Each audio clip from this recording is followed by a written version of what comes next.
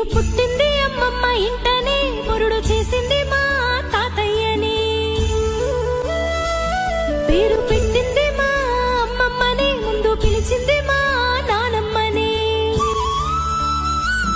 ముద్దులాడారు మా మావయ్యలు, మురిసిపోయారు మా అత్తమ్మలు.